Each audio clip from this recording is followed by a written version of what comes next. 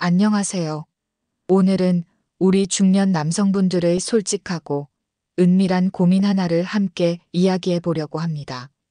사정은 되는데 정액이 안 나옵니다. 이런 경험 혹시 있으신가요? 60대 이후 정액이 뚝 끊겼다면 이제 고민만 하지 마시고 지금 당장 이렇게 배출해 보세요. 오늘 이 영상을 끝까지 보시면 여러분의 밤이 훨씬 더 풍성하고 만족스러워질 거라고 제가 자신 있게 말씀드립니다. 자, 그럼 그 비밀의 문을 지금 바로 열어볼까요? 많은 분들이 나이가 들면 성기능이 자연스럽게 저하된다고 생각하시는데요. 물론 어느 정도는 맞는 말입니다. 하지만 정액이 나오지 않는 현상, 즉 무정액증은 단순한 노화 현상 그 이상의 원인이 있을 수 있어요. 이걸 모르고 그냥 넘어가시면 안 됩니다.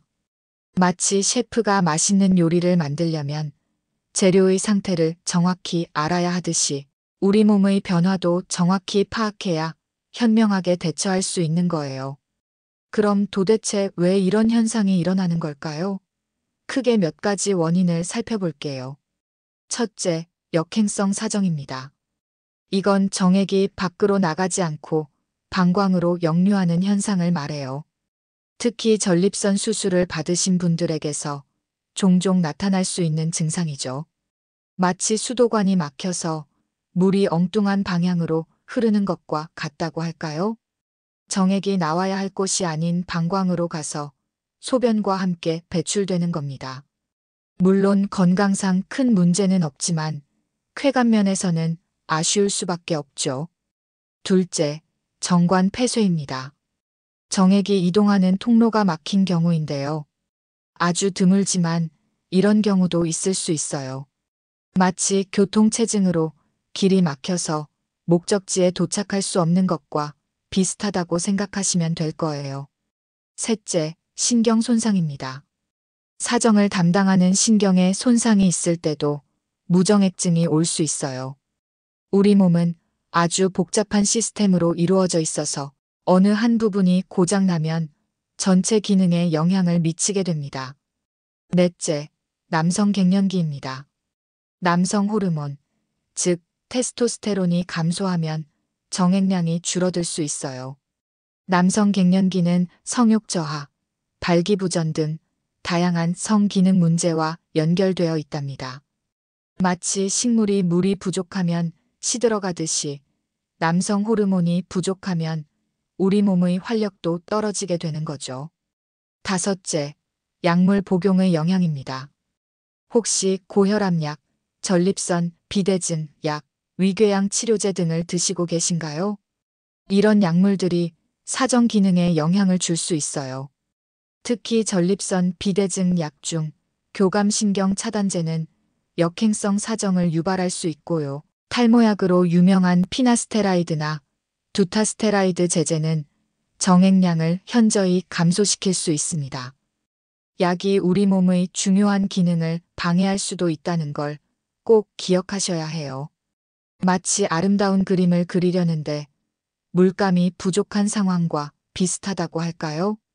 마지막으로 전립선암 수술입니다.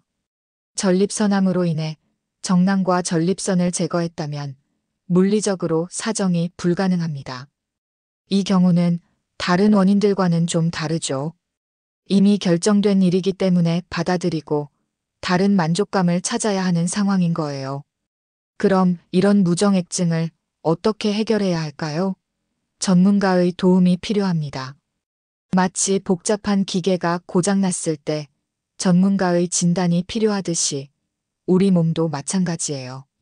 가장 중요한 첫 번째는 비뇨기과 전문의와 상담하여 정확한 원인을 파악하는 것입니다. 자가 진단보다는 정확한 진료를 받는 것이 무엇보다 중요해요. 의사 선생님께서 우리 몸의 마법사가 되어 어떤 문제가 있는지 정확히 찾아주실 겁니다.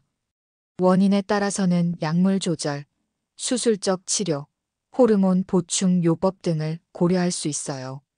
예를 들어 특정 약물이 문제라면 약을 바꾸거나 조절하는 방법이 있을 수 있고요. 호르몬이 부족하다면 호르몬 치료를 받을 수도 있습니다. 마치 맞춤옷처럼 나에게 딱 맞는 해결책을 찾아야 하는 거죠. 생활 습관 개선도 중요합니다. 충분한 휴식, 아연이 풍부한 음식 섭취, 굴, 쇠고기, 호박씨, 견과류 등, 그리고 충분한 수면은 우리 몸의 활력을 되찾는데 큰 도움이 돼요. 건강한 몸이 건강한 성생활의 기본이라는 건 두말할 나위 없겠죠?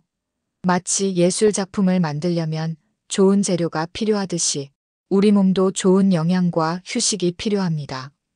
자, 이번에는 지루증에 대해서도 짧게 이야기해 볼까요? 사정지연이라고도 하죠. 원인으로는 스트레스, 불안, 우울증 같은 심리적 요인이나 신경계 문제, 약물 복용, 남성 갱년기 등이 있습니다.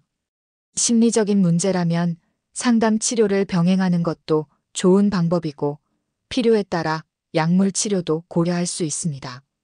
마음이 편안해야 몸도 편안한 법이니까요. 그럼 여기서 아주 중요한 정보, 전립선 건강과 사정에 대한 이야기입니다. 이건 마치 우리 몸의 엔진과 같은 전립선을 건강하게 관리하는 비법이라고 할 수 있죠. 규칙적인 사정은 전립선 관련 질환 위험을 낮추는데 도움이 될 수 있다는 연구 결과가 많아요. 게다가 정액 배출은 혈액순환을 촉진해서 심혈관 건강에도 긍정적인 영향을 미칠 수 있다고 합니다. 미국 비뇨기 과학회를 포함한 많은 의학계 연구에서 정기적인 자위가 전립선 기능 유지에 긍정적인 영향을 준다고 밝히고 있어요.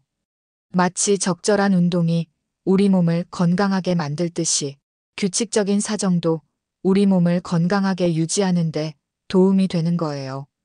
하지만 무조건 많이 하는 게 좋다는 뜻은 아니에요. 지나친 성관계는 오히려 정액량 감소를 유발할 수 있으니 적절한 빈도를 유지하는 것이 중요합니다. 보통 일주일에 2번 정도가 적당하다고 하는데요.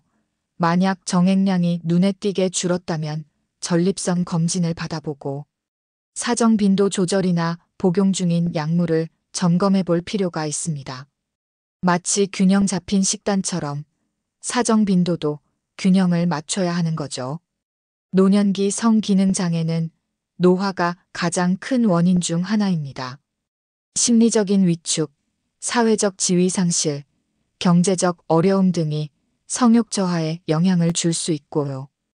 테스토스테론이나 성장 호르몬 같은 성기능의 중요한 호르몬 분비 능력도 떨어지게 됩니다. 배우자의 건강 문제나 폐경 등으로 성관계를 꺼리거나 거부하는 상황도 무시할 수 없는 요인이에요. 이 모든 것들이 복합적으로 작용해서 성기능에 영향을 미치는 거죠. 60대 이상 남성분들은 발기부전이나 성욕 감퇴 등 다양한 성기능 장애를 경험할 수 있습니다. 중요한 건 이런 문제들을 혼자 끙끙 앓지 마시고 반드시 전문의와 상담하여 정확한 진단을 받고 적절한 치료를 받는 것이에요. 마치 명의를 찾아야 병을 고칠 수 있듯이 우리 몸의 문제를 정확히 진단해 줄 전문가를 찾아야 합니다. 오늘 우리가 나눈 이야기, 사정은 되는데 정액이 안 나옵니다라는 고민에 대한 솔직하고 현실적인 해법이 되었기를 바랍니다. 건강한 성생활은 나이와 관계없이 우리 삶의 질을 높이는 아주 중요한 요소예요. 너무 자책하거나 숨기지 마시고 전문가의 도움을 받으면서 자신감을 되찾으시길 바랍니다.